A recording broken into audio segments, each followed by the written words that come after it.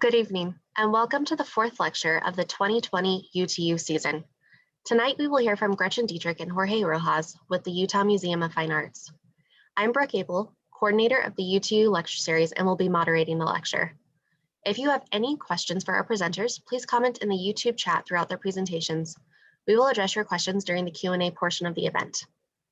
It is now my pleasure to introduce this evening's presenters.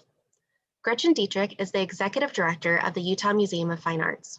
The UMFA has flourished under Dietrich's leadership with increased attendance, audience engagement, and community outreach, stronger partnerships on campus and in the community around the country, higher revenues, and new institutional support. Prior to her tenure at the UMFA, she held positions in museum education, public programming, and exhibition planning at the Wadsworth Atheneum Museum of Art in Hartford, the Isabella Stewart Gardner Museum in Boston, and the Philadelphia Museum of Art. Jorge Rojas is the Director of Learning and Engagement at UMFA. Born in Morelos, Mexico, Rojas studied art at the University of Utah and at Bellas Artes in San Miguel de Allende in Mexico. At the UMFA, he oversees all education, community outreach, and adult programming initiatives. Prior to his appointment, Rojas was site director for the Venture Humanities course, where he promoted continuing education among immigrant, refugee, and underrepresented populations through a partnership between local universities and the Utah Humanities Council.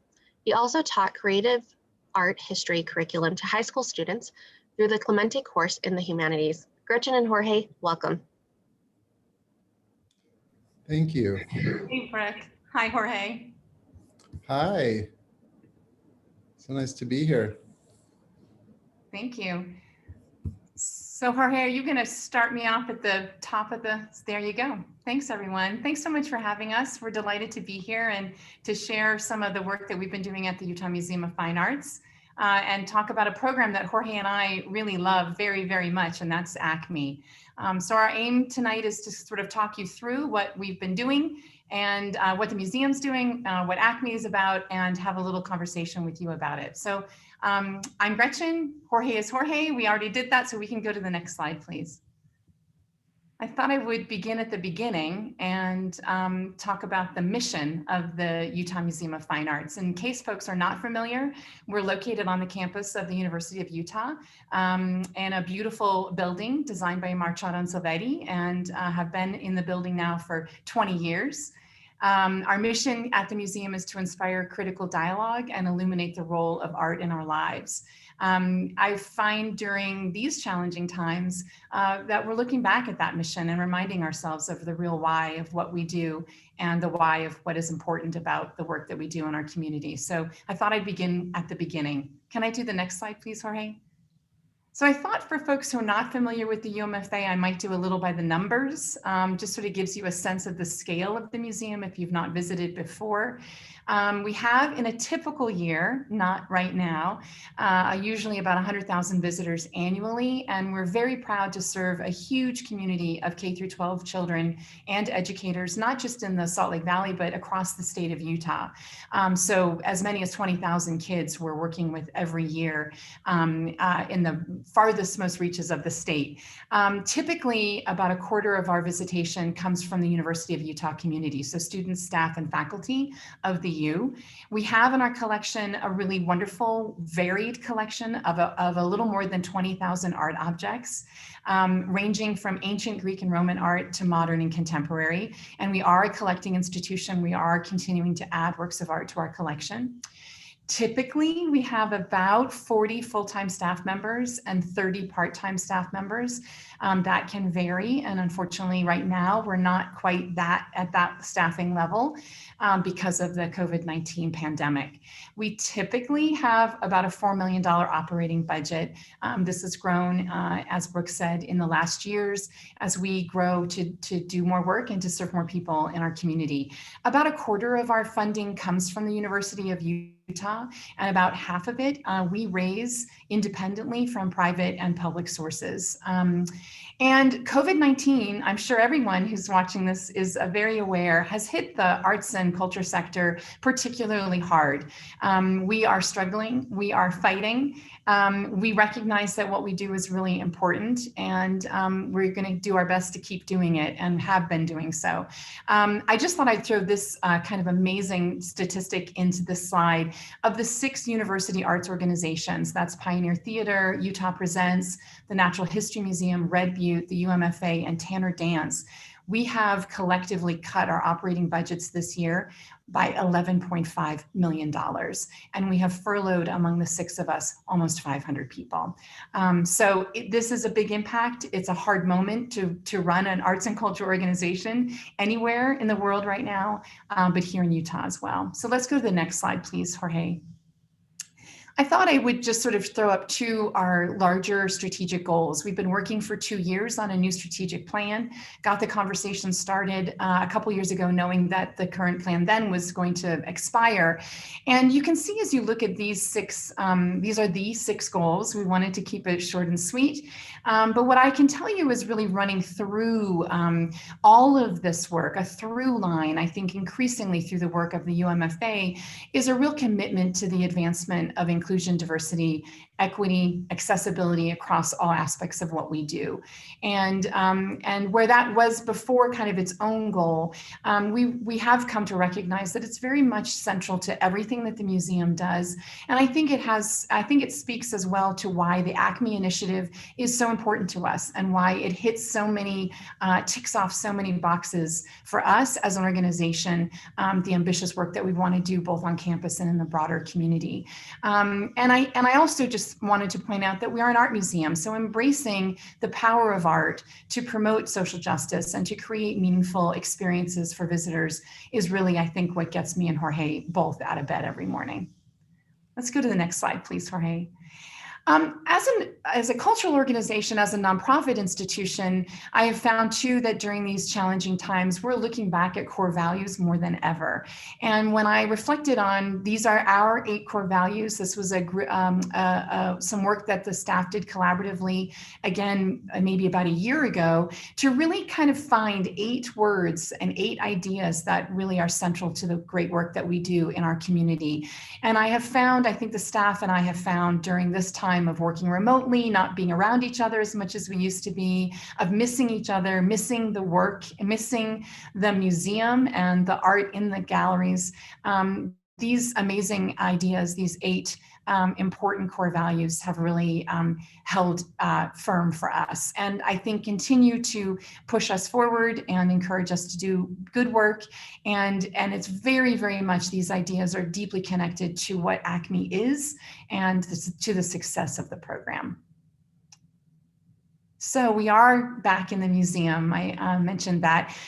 We recently opened about 2 weeks ago. We reopened the UMFA. We closed, as all of the other arts organizations in mid-March did on campus and pretty much around the country. And we went to working remotely. And a lot of the work we do, we can do remotely. But what we really miss very, very much are welcoming visitors into the galleries to look at and have experiences with authentic works of art. And so it was a painful, sad thing to close an art museum and to not be able to invite people in. So you can get more information on our website. I strongly encourage you to look there and to make a reservation to book your visit to the museum. Even if you're already a museum member, we want to know that you're coming. We are limiting the number of people who can be in the building at any one time. You must wear a face covering at all times and maintain social distance from other groups. But I can say that it feels good and it feels safe. It's a large, beautiful building and the art looks wonderful. And we've welcomed a lot of wonderful visitors back to the museum. We are currently only open on Wednesdays, Thursdays, and Fridays from 11 to 5. And And that's until we can get more of the staff back in to be able to go back to being open on weekends and hopefully Wednesday nights as soon as well. So stay tuned on our website for more information, but come and visit us. When you come, I wanted to just run through some spectacular things that await you in the museum. We currently have 3 incredible works of art on long-term loan from the Smithsonian American Art Museum as part of a multi-year consortium collection sharing project we're doing with SAM. So we were able to borrow for a year 4 amazing works of art, 3 from SAM and 1 from another collection. This is Thomas Moran's large, beautiful painting of a scene in Utah, painted in 1892, called Mist in Kanab Canyon, that you must come see. These pictures, I should say, will be leaving in early October. So you really only have a couple more weeks to get in to see this one and the next. You can go to that one, please, Jorge. This is a rather washed out slide. It doesn't look good on my screen, but it's a spectacular work of art. A very large, 84 inches tall, a real masterpiece by Georgia O'Keeffe called Manhattan, a series that she created of the city before she had moved full-time maybe a decade later to the Southwest. This picture from 1932 is absolutely stunning. So come and see it. And the next one, please. This is Alma Thomas, a fantastic, large, beautiful painting called Red Sunset, Old Pond Concerto from 1972. And maybe she's an artist that's not so familiar to all of our visitors and viewers this evening. She's an African-American woman artist working, really didn't get her career going until her retirement from being a full-time art teacher in a public school in Washington, D.C. She went on to have a one-person show at the Whitney and the Corcoran, and Sam has a number of her works of art in their collection. So we wanted to borrow this incredible work of art by Alma. And the next one, this is a gorgeous painting from 1931, La Ofrenda by Diego Rivera, on loan to us from the Art Bridges collection. And it is a stunning work of art that he produced for his one-person exhibition at then the new Museum of Modern Art in New York City. We've done a lot of programming over the last year around this picture, and it's in the same gallery as the O'Keeffe painting, and it is amazing. So all 4 of these pictures I've just shown you will be returning home to the East Coast in early October. So I do really encourage you to come and see them before they go. And my next slide, Jorge, I can't remember now. Oh yeah, this is an exhibition that that is drawn from our permanent collection that we had planned to close in the summertime, but because of COVID, we just left it there in the dark, and it sits and waits for us. Art is very patient that way. But this is a beautiful exhibition that I encourage you to come and spend time in. It will be on view into December of this year. And it's works of art, a variety of different works of art. You can see the arms of armor in the back of the picture. All works of art from the Edo period in Japan. So 17th, 18th century Japan, really spectacular works of art that we do not often show because these screens especially are very challenging to mount and to show, and they are light sensitive. So please come and see Beyond the Divide. It's a gorgeous exhibition that we're really proud to hold over. And I have one more. Yeah. So we were under contract to share this exhibition, to bring this incredible exhibition from the Studio Museum in Harlem, an exhibition called Black Refractions, basically highlights of their incredible collection, 100 works of art by 80 artists who all come from, are part of the African diaspora. So there are Caribbean artists, there are African-American artists, artists based in Europe who are of African descent. An incredible collection of artwork that was supposed to be here now, but because of COVID, the schedule got pushed around a little bit, and we were delighted to be able to renegotiate the opening of the exhibition in January of next year. We'll be doing a lot of fantastic public programming related to the exhibition. Our hope is certainly that people will be able to come and see the art in person in the museum, but we'll be doing a lot of in-person and virtual programming as well. So go on our website to learn more about the programming that we've planned in connection to Black Refractions. It's timely, it's important, it's a celebration of Black art and artists that we're really proud. We're one of only 6 museums in the nation to be hosting this incredible exhibition. So I wanted to be able to put a plug in for the Black Refractions show with all of you. And that's it for me. So now I'm going to stop speaking, and we thought we would share a 5-minute video about our ACME initiative. So I'll stop here. Thank you.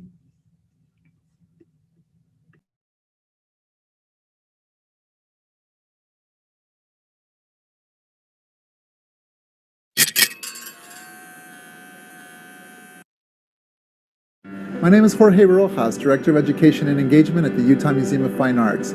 ACME stands for Art, Community, Museum, Education, and is an initiative dedicated to rethinking the public role of the museum. ACME creates an environment of inclusion where all people feel welcome and supported and are encouraged to think creatively and critically. I'm looking at windows, and I'm usually the one that's looking in from the outside because I'm different. I'm from a different country. Here, I'm from a different faith, a different political party. I'm mixed race. But I think that's one of the things that's made ACME resonate so much with me. It supports all of my professional and personal goals for programs that are diverse and inclusive. And you guys do it all. You bring different people together, kids, seniors, people from other cultural groups to talk and share and learn together. And I think what's resulted is expanded worldviews for everybody and a chance to build community together. And I love the aspect of the little kids.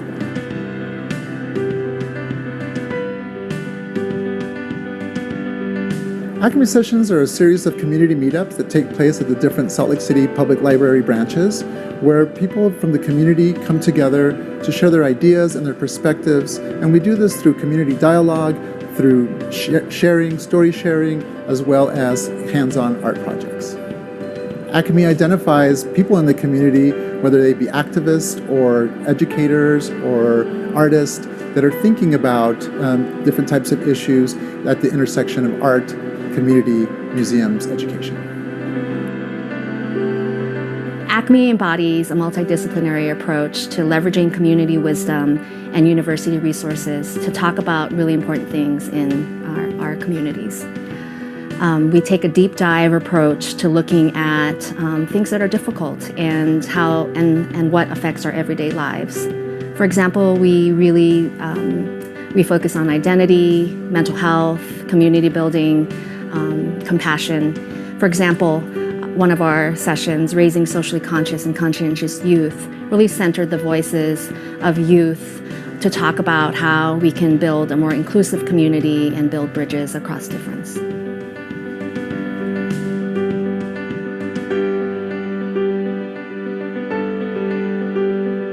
The ACME Lab is a physical space for exhibitions within the museum meant for exploration and experimentation around art.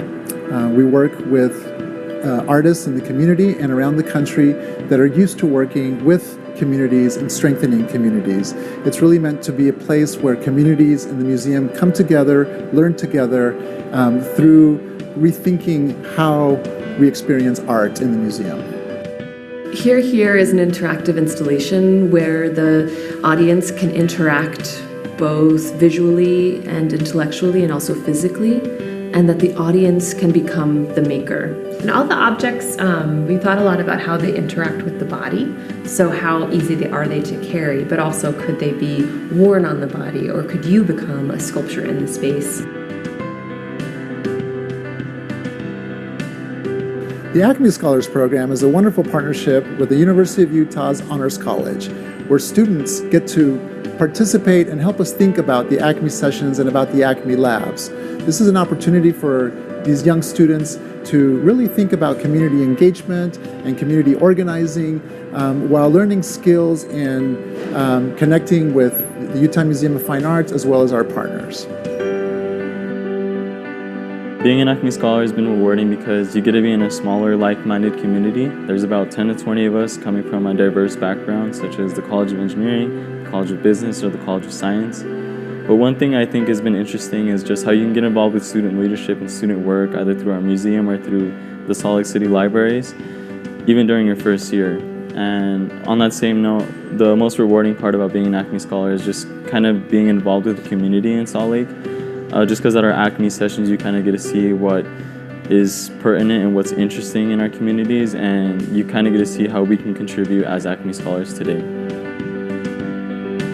We created ACME because we wanted to be better connected and more deeply connected to our community. We wanted to matter to the people that we aim to serve. We wanted to meet people and get to know people who don't often visit the museum or don't visit the museum as often as we wish they would. We want to make sure that what we're doing at the museum is relevant to people, that it is connected to ideas and issues and things that matter to them.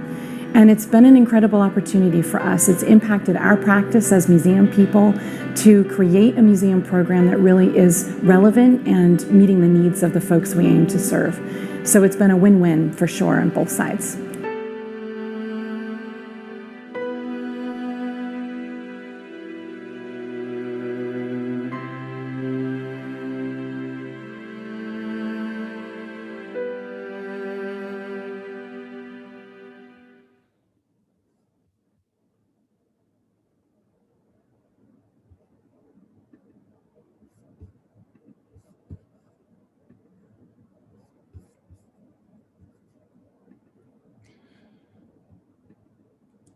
Good evening, everyone. My name is Jorge Rojas. I'm Director of Learning and Engagement at the Utah Museum of Fine Arts. I really appreciate the opportunity to be here with you this evening. I want to thank the U2U series. I want to thank Brooke and her awesome team for getting us all hooked up here. I just really appreciate the opportunity to have Gretchen and I talk about the ACME Initiative. It's a project that is very important and dear to our hearts at the museum. So what does it mean to rethink the museum's role in the community? As a quick recap, ACME is dedicated to rethinking the public role and consists of the ACME sessions, ACME Lab, and ACME Scholars. ACME actually kicked off in March 2016 with our first ACME session. This is right around the time that we were reopening our museum after reopening our museum.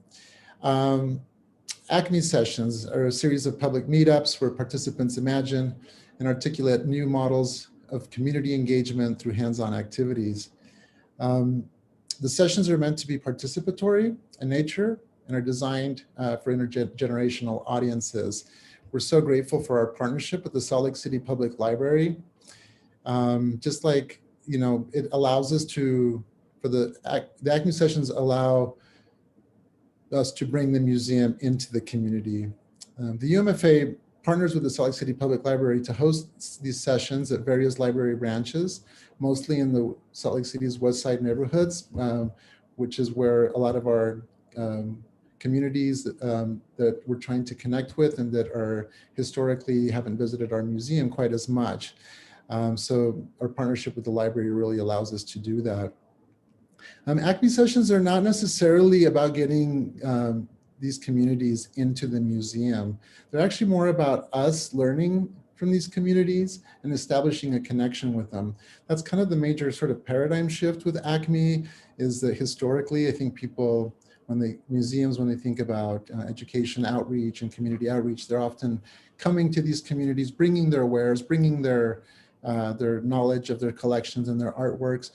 We decided to try something different, and that was to really sort of shift kind of the power structure and really use the museum's platform and resources to identify people in our community who are doing amazing things at the intersection of art, community, and education. And we keep finding people that are doing amazing work at those intersections all over the city as well as on campus. Here's some examples of some of the ACME sessions that we've held. So I'm gonna just name off a few of them. You saw in the video, there was one called Raising Socially Conscious and Conscientious Youth. That was a partnership with a professor at the University of Utah. We recently did one called Air Justice, Bringing Equity, Democracy, and Participation to the Air Quality Conversation. One of our earlier ones, soon after Trump got into office, we did, it was actually like 2 days after the election, we did Understanding Transgender, a discussion of identity, art, and politics. Our very first one was called Museums, What Are They Good For? We literally just reached out to the directors of all the main museums here in the area and asked them, what are you doing to make your museums more inclusive, more accessible, more relevant to the communities that you aim to serve? We've done them on immigration, we've done them in women in migration. We did one called Uncovering the Separation Between Islam, Culture, and Politics, which is connected to an actual ACME lab, which I'll talk about here in just a minute.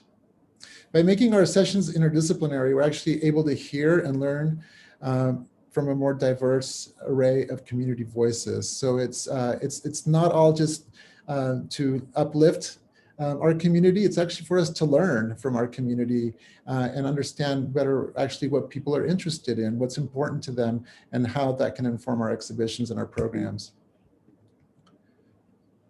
The ACME Lab, as you saw, just like our sessions bring the UMFA to the community, the ACME Lab brings the community into the museum. The ACME Lab is an exhibition space for art experimentation and exploration within the museum. And in the lab, visitors of all ages are encouraged to ask questions, make connections across disciplines, and engage with art in new ways. Here's some examples of some previous ACME labs. UMA was a collaborative installation dedicated to celebrating Utah's Muslim community and educating the public about the Islamic way of life. This lab was created in collaboration with the Emerald Project, which is a local nonpartisan, nonprofit organization dedicated to promoting the understanding of Islam. The International Tolerance Project featured select works from the international poster exhibition called Tolerance, a project comprised of more than 100 works from artists from all around the world. The lab illustrated the power of visual communication and encouraged community dialogue around the unifying theme of tolerance. And for Epicenter, Our Futures, this is the design and architecture firm that is based down in southern Utah. We invited our community to step into the year 2039, so into the future, to imagine our collective futures. So this was kind of an exercise in speculative thinking into the future and a little bit of sci-fi. And we invited our community to vote for their version of what they wanted to see and explore futuristic objects and consider our own role in shaping our community's destiny. So really, as you can see, these programs are all about community partnerships and collaborations and bringing in people that have direct relationships and connections and experience with our community so that we can learn from them and we can learn together. I wanted to let you know and invite you, as Gretchen mentioned, our museum is now back open. This exhibition that is currently in the ACME Lab, we're very proud of. We worked on for over a year. It's called Utah Women Working for Better Days. This project opened March 4th, or just a couple of weeks before COVID struck. So we're really happy that it's going to be open through December 6th. Utah Women Working for Better Days celebrates a number of voting rights anniversaries in 2020, including the 150th anniversary of Utah as one of the first places where women voted in the modern nation. Some people say it was the first, some people say it was the second. Anyway, we were just happy to have such an important role in this history. Organized in collaboration with an organization called Better Days 2020, which champions Utah women's history across the state. And we also partnered with the J. Willard Marriott Library special collections to bring objects, historical objects. This exhibition is actually less a history lesson than it is really a provocation to ask our communities, what do better days look like to you? If you could imagine better days, what might they look like? This exhibition proposes that demanding political representation, while is immensely important, is but one avenue of creating social change. Civic participation, like art making, begins first with an act of imagination. It dares to imagine a world not as it is, but as it might be. On October 6th, we're super excited to present a program called Because of Her. It's in partnership with the B Storytelling organization here in Utah and KRCL Radio. We were initially going to present this in our auditorium until again, COVID hit. And so getting creative, we decided to partner with KRCL and their radio program, Radioactive. You will be hearing, if you tune in, stories by a diverse group of influential women in our community. And they'll be talking about women who inspired them to do great things and pursue their dreams. So we wanted to be inspired by this important history, but also to contemporize it and really celebrate the important women in our community doing great work today. Up next, a little sneak preview into the next year. On February 18th, we're super excited to open Confluence,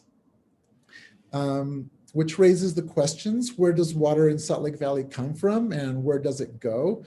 We're collaborating with 6 local groups to explore this essential component of our daily life. From mountain streams to Great Salt Lake, Confluence will eliminate the idea of water environmentally, historically, and culturally. Our community partners include Natural History Museum of Art, the Great Salt Lake Institute, Framework Arts, Saltfront Magazine, Seven Canyons Trust, and Larry Sespuch, Ute spiritual leader. So please make a note and check our website for updates and to check that out. Last but not least, I want to talk about the ACME Scholars real briefly. ACME Scholars connects university students to the community through art. As you saw on the video, the ACME Scholars program is jointly supported by the UMFA and the University of Utah Honors College. And it actually began back in 2016 as an interdisciplinary student group of honor students with a shared interest and passion for art, community engagement, museum studies, and social justice. ACME Scholars work in conjunction with ACME Lab and ACME Sessions to help develop new ways that our museum can better serve communities by being more inclusive, accessible, relevant to diverse audiences. The last thing I'll say about the ACME Scholars is this last year, the program actually evolved into a year-long credited colloquium course at the University of Utah titled ACME Rethinking Museums. I had the honor of teaching that course along with all of my colleagues, many of my colleagues at the museum, and it was a deep dive for these students to really learn about the challenges that we face as museum professionals. So they hear from educators, from marketing folks, from development folks, from Gretchen, our director. They go down into our basement and get to see and talk with our collections team. So it's the class I always wish I had taken when I was growing up. So it's really great that we can offer that for our students. I just want to give a shout out and special thanks. The ACME Initiative is made possible by a generous gift from the Joanne L. Schranz Family Foundation, the National Endowment for the Arts, who we received a generous award from this last year. And I also always like to thank the ACME Lab, the Emma Eccles-Jones Education Center, which has been an initial supporter of ACME and where the ACME Lab is located. Here are our emails. Please feel free to reach out to us if you have any ideas for ACME Labs or ACME Sessions, if you have an organization that you think would, could benefit from collaborating with us to bring some ideas to the community. We'd love to hear from you. There is our website link, get on our newsletter, and thank you. We're grateful for this opportunity again to share with you information about the UMFA's ACME Initiative and really appreciate your support. And I think now Gretchen and I are gonna maybe have a little conversation about looking back on 4 years of ACME. Hi, Gretchen. Hey there, Jorge. That was great. Thanks for doing that. It's fun. I love that video, and I almost wore that same necklace. So I'm so glad I wore this one instead tonight. That would have been embarrassing. But I just want to say I'm so proud of this program. When I think back to when you joined the museum, which was now maybe 6 years ago, is that right? Going on 6 years, yeah. Yeah, we dreamed about this, and we dreamed about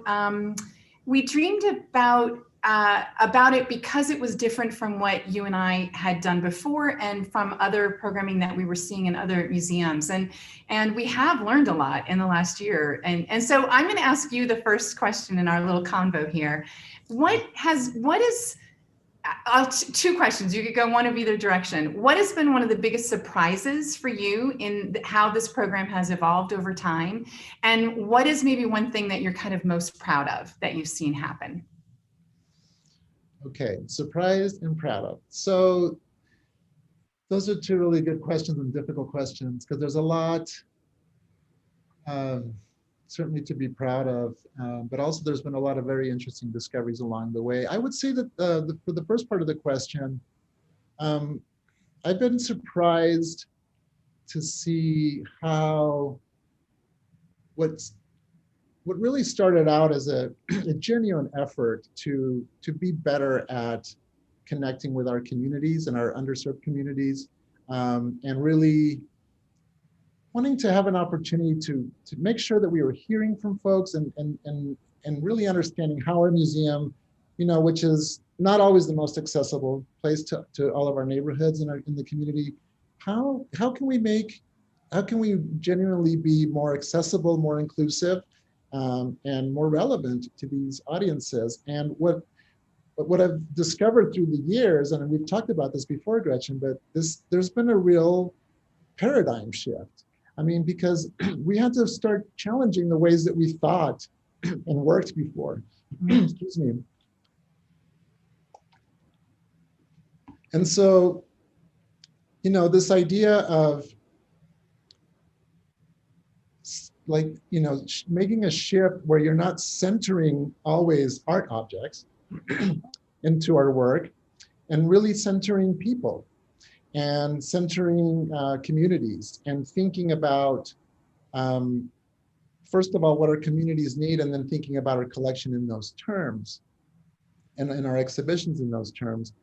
But also this idea of sharing authority, which is something that we talk a lot about, and that I don't think we knew quite what we were getting into when we started this, but realized along the way that if we were really going to create a platform to elevate our community, that it would require us to give up some of our power and some of our authority and some of our ownership and really share and open up that space. And for, museums are not used to doing that. We're used to being the experts. We're used to being the knowledgeable ones and bringing all of our wealth of knowledge. And so I think it's been actually a really liberating space for us to just kind of acknowledge that we don't have all the answers. We don't understand. We don't have all there's so much for us to learn from our communities and to kind of let go and release some of that authority and just saying, you know what, we want to learn from you. We want to learn what's important to you. We want to learn what's interesting to you. And we want to learn what would bring you to our museum. So that's probably the most surprising and awesome. And I think, to the second question, sorry, I'm going on and on here, but the question about what I'm most proud of, I would have to say, well, first of all, I'm proud that we got an NEA award. I mean, to receive national recognition for a very competitive, program, for us to know that we're doing something that is valued on a national level and that people are looking at, that's really feels really special. We also got the Mayor's Award last year, which is also really wonderful to know that our community is respecting and embracing the work we're doing. But if I had to think more broadly about what I'm most proud of, I have to say I'm most proud about our museum. Our museum is committed to challenging ourselves, to doing the work of transforming into a museum of the future, to a museum that can truly call ourselves a community museum. And that has been an evolution. It's been a lot of work. It has, as you know, it's been a lot of at first, especially, there was all these very difficult discussions about ownership and who was the authority and what was shifting about objects and people. But anyway, I am most proud of that we work with a bunch of humans that are committed to community. Yeah, I will say, I know, and I know you believe this is true, as very much like ACME Initiative is sort of the best of the UMFA, and it's really driven by the incredible staff of the museum. And it's not just you and me who do this program. Obviously, there are amazing people that we work with every day, and some who've gone on to other positions on campus and elsewhere. We're so grateful to those people for the love and energy that they've given to this program. But I think you're right. I mean, for me, I've been in the field of museums for 30 years, right? And I have this vast, like, great knowledge and experience, which is great in some ways. It's not hard to fall into a kind of way of being and a way of doing things. And things can feel a little formulaic, I think, sometimes too. We come up with an exhibition idea and we make the checklist of works of art that will be in the exhibition, and we write the label copy, and we create the public programming that go along and teach people about the exhibition. And this model, ACME, really does turn that model on its head. And it really does begin with people, and it begins with recognizing and admitting that the museum doesn't have all the answers, and that we really, with very humble hearts, want to be a place where everybody feels welcome and feels like their voice and their experience matters. I think a lot, you and I run into feelings from some folks that not everybody's welcome at an art museum, or you don't have the right kind of education or the right background, or you didn't study art history, or even frankly to enter the physical space of the museum. And I go back to the very first museum that I worked when I had an internship when I was in college, the Philadelphia Museum of Art. And everybody knows the Rocky steps, right? Rocky runs up those steps. But if you look at the architecture of the Philadelphia Museum of Art, it is literally a Greek temple.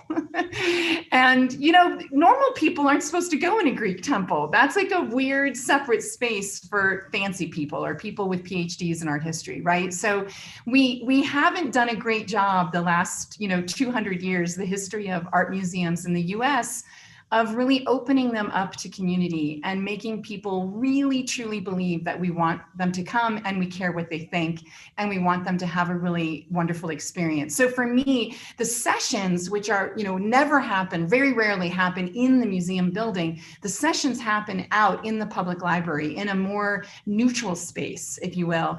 And what I love going to sessions because you really see people participating and really actively engaged in the questions that we're posing. It's super exciting. So I could go on, but I'll stop talking. I have a question for you. And yes, thank you. So since we're talking to a university alumni audience, I think primarily, so, we have this incredible privilege of being on a University of Utah, on a university campus, to be a teaching museum.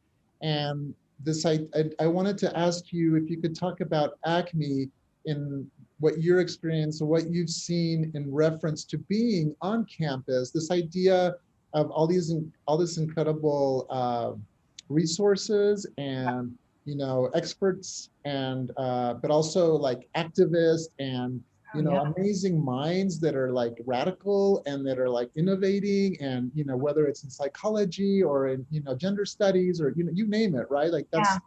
Well, it's an exciting thing that we're able to do. And it happens both in the exhibition, the labs, as well as the sessions. We really can be a public forum in which community comes together with these amazing minds, these faculty and students from the university and staff. And where if you're not an enrolled student, you don't often get to sit and listen to some of these amazing professors and staff members talk about about their work and their research. And some of, I think, the best sessions, I think you would agree with me, have been where we just have like tapped smart people on our campus who are passionate and committed to different causes and issues in their own work, connecting that. And I always sort of like to say to you, we do this work we talk about art, through the lens of creativity and art, but often the sessions go in very different directions and end up in different places. So yeah, I love that the museum is really, we're able to be the platform on which we can connect community members with amazing people here from the University of Utah. Super cool. Yeah, I would just respond to that, to piggyback off of that, is that yes, well, we have some incredible human beings on campus. I've been so proud to connect and meet. That's my favorite part of my job, is meeting people, in South Jordan, on the west side, in North Salt Lake, or, and all around, that are just doing incredible work and research and activism and, questioning institutions and doing, work around Black Lives Matter and around racial justice and equity work. So, I mean, and sometimes here comes Brooke, but sometimes it gets tricky, right? I mean, we are opening ourselves up to critique. We're opening ourselves up to questions about why the museum behaves as it does and why we've done things the way we've done them. And that is, as a leader, I can tell you that's scary sometimes and uncomfortable, but I just truly believe that when we do that work together and we do that work in collaboration with community, only good things are going to come from that. We're only going to be a better museum. So I think that's why, and I trust you and love working with you. And I think that helps a lot too. Thank you. Likewise. Hi, Brooke. I didn't want to jump in. I've so enjoyed listening to your conversation. I wanted to just keep going. But thank you for your presentations. They were phenomenal, and especially this just discussion and dialogue between the two of you. So if you haven't done so already, please submit any questions you may have in the YouTube chat. First question, is it possible for museums to be apolitical? Short answer, no. Because, that question is a question that's getting talked about a lot right now, maybe more so than in recent times. But, institutions, museums are institutions, and institutions are run by people. And people are people. And do we try to push one agenda or one way of thinking about things down people's throats? Absolutely not.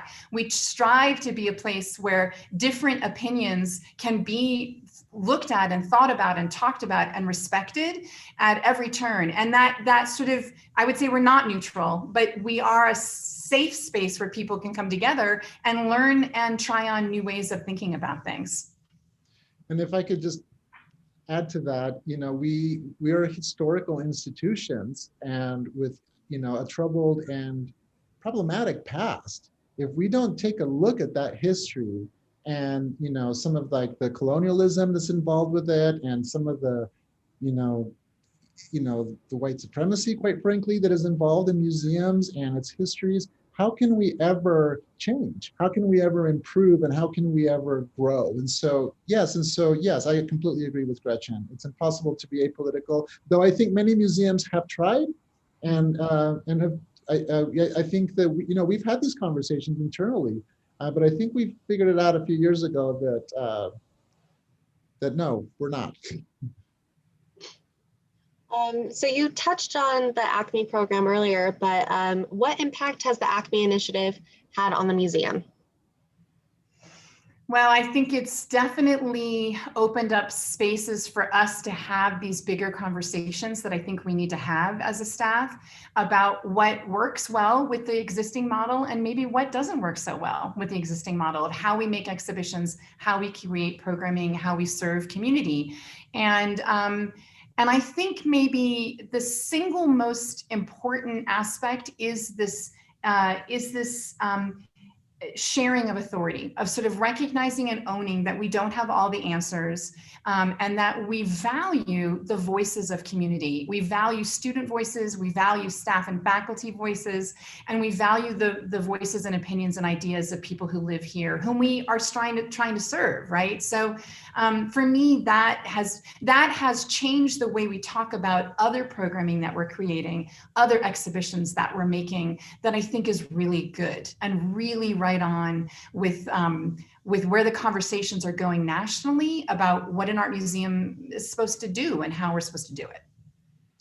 We also use these experimental spaces. It's called a lab for a reason. We're there to experiment, to take risks, to try things out, and sometimes they fail and sometimes they don't. But when they don't, and we learn, then we start to integrate those things into our different exhibitions and our collections, and it might affect our labels. It might, we might learn that we need to translate our labels into Spanish. We might But what's been really interesting that again was not planned was that almost every time we do an exhibition now, when we're working a year or two ahead, we almost immediately think about, let's do an ACME session before the exhibition to bring community together and bring experts around the themes that we're going to explore in this exhibition and hear from our community members, so that we, from the get-go, we've involved those voices and they feel involved in contributing to our exhibition. So yeah,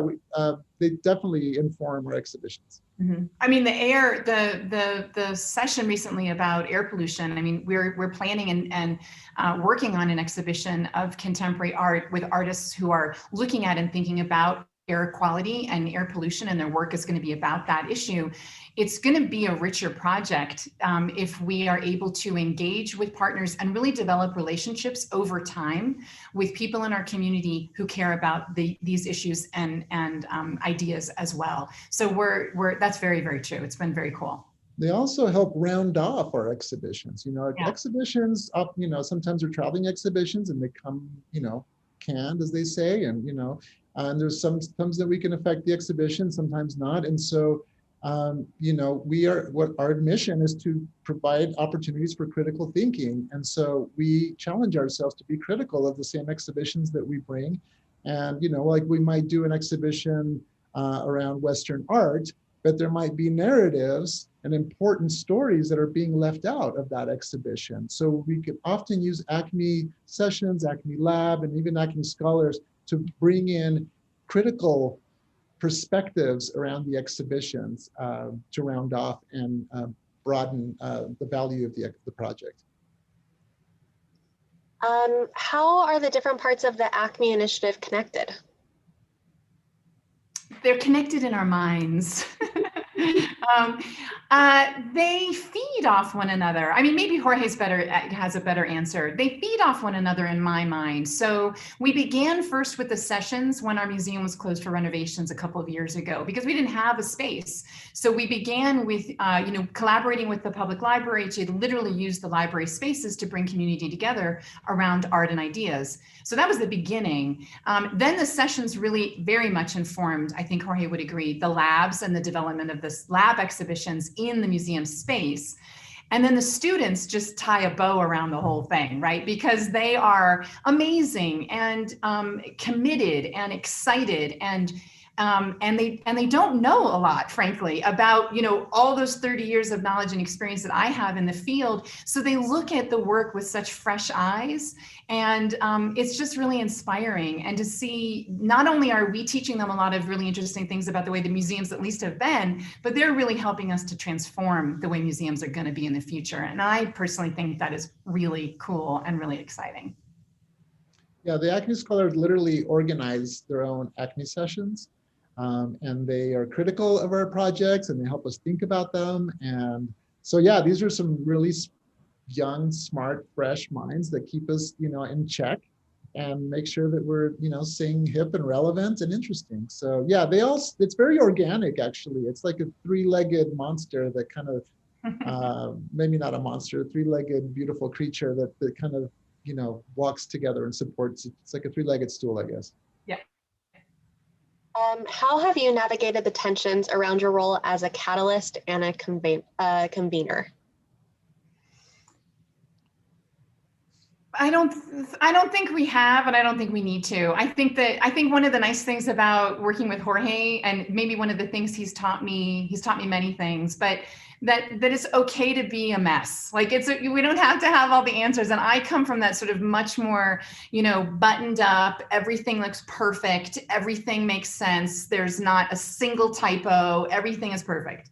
Jorge, as an artist and as a creative person who just works differently than I do, has really taught me that it's okay for things to not be, all sewed up, and to let things kind of happen and evolve. I think for me, the mess of it is really where maybe my discomfort is the most, where I feel it the most, but it's also maybe the place where the coolest stuff and the most important stuff happens. I'd like to answer that as well, and because it is interesting to be a catalyst and a convener. And one of our biggest, learning, I think, takeaways has been, and we've done some research and we've hired some folks to do some assessment and evaluation. And one of the biggest takeaways was this idea that while we're sparking these conversations, right?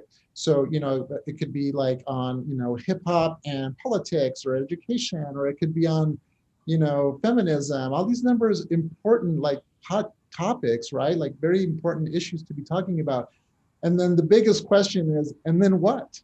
Now what, right? So we, and we never really set out to start a program that would, or a new organization after every session that we created or after every lab. We literally wanted to bring people together and create a platform for them to voice their experiences. But this is still a problem that we haven't quite answered, and that is, how can we get the support?